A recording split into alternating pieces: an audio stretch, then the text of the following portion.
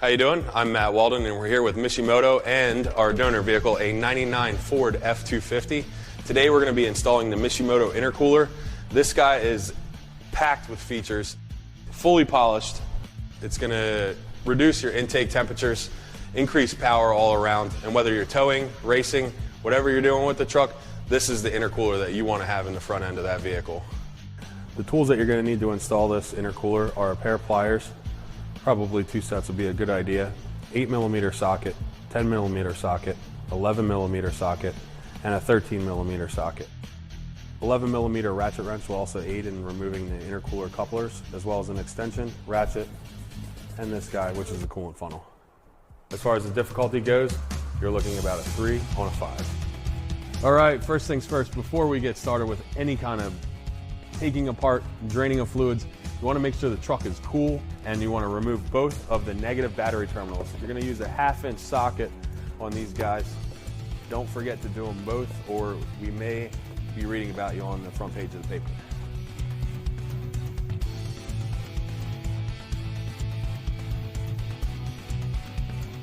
We're ready to rock and roll with the rest of this. First things first, you got to get rid of the jack tools, which make their home right on top of the radiator. After you've got the jack tools out of the way, take your 8mm socket. We're going to use air just in essence to save a little bit of time here. Put it on these guys right in here. And the radiator upper brackets also, same thing, 8mm. We're going to call this guy Sneaky Pete because you got to lift this up and get under here for this one.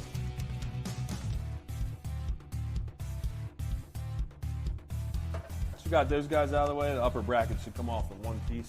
All right, next step is to remove the rest of the coolant reservoir over here. It's already loosened up because we removed the bolts for it for the upper radiator stay.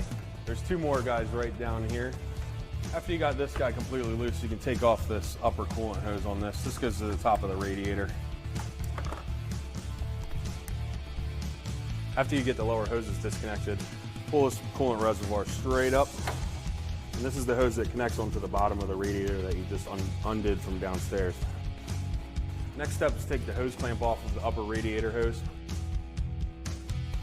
That is also 8mm. Along with the upper fan shroud on this guy. Once everything's loose, you should be able to move this fan shroud around a little bit. And it sits in 2 bottom pegs, which I'll show you in a minute, on the radiator. Once that's out of those bottom pegs, you should be able to lift this radiator right out of the truck.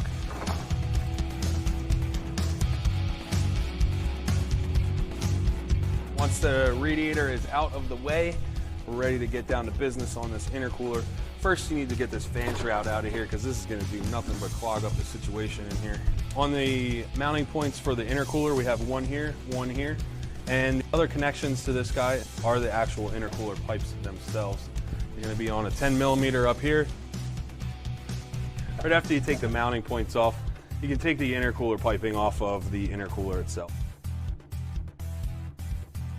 This guy is a little bit deeper here, so we're going to put an 11mm ratchet wrench on here and just loosen this clamp up so we can get this intercooler pipe off here.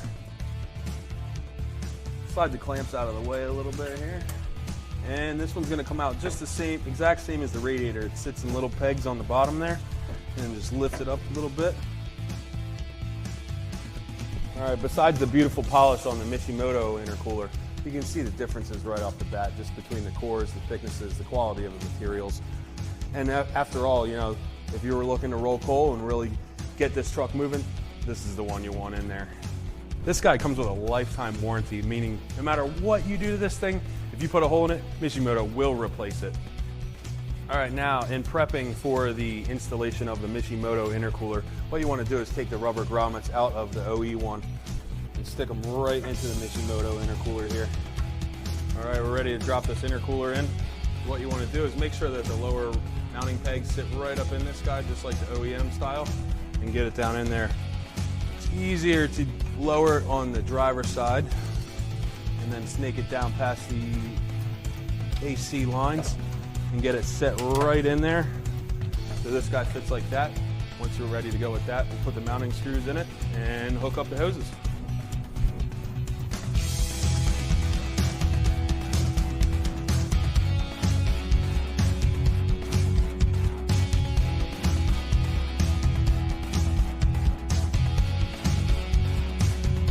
hose clamp. This guy's got to go back on. Slide that right on the intercooler first.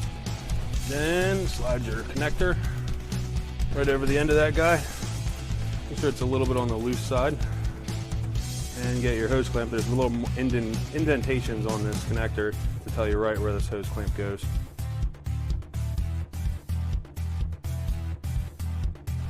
Make sure these intercooler clamps are tight, because all that spells is a loss of power if you're losing boost. Now that the intercooler's installed, time to slide the fan shroud back in here, because we are not getting this back in with the radiator in place.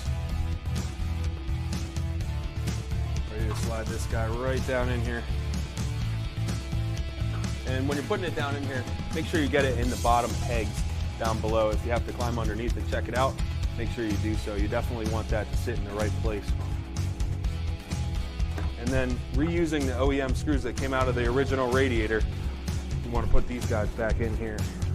After you get that fan shroud bolted up, we're ready to reattach the upper radiator hose to this guy.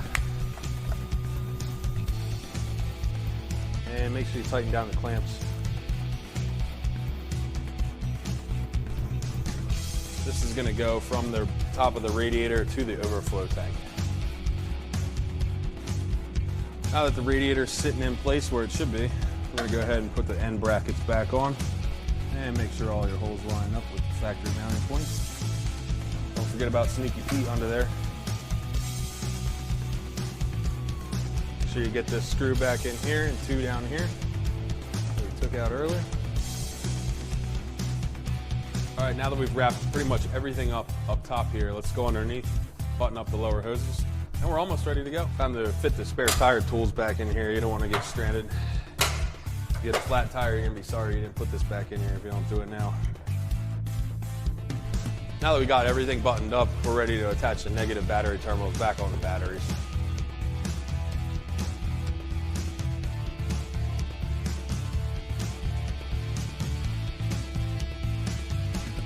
Time to mix some coolant up, get her going. Well, since this truck takes almost 5 gallons of coolant, we're going to start off by dumping 2 of antifreeze in it. Top it off with a little bit of water here. Make sure you use that 50-50 mix. You really want, ideally you want 50% antifreeze, 50% water. All right, after you have the radiator installed, filled back up, start the vehicle, turn the heat on high. You want to monitor the water level in the coolant overflow bottle, as well as also monitoring the coolant temperature gauge on the dash. Take the vehicle on a road test, and you're all finished up with it. Enjoy your new Mishimoto products.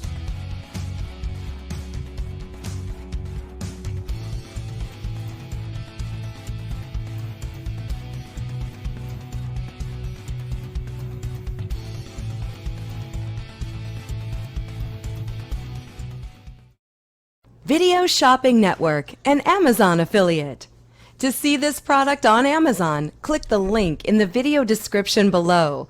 You'll be able to see current pricing, product reviews, and any special deals. Desktop users should see the Amazon quick link below the video. Mobile users will need to click the little down arrow below the video first.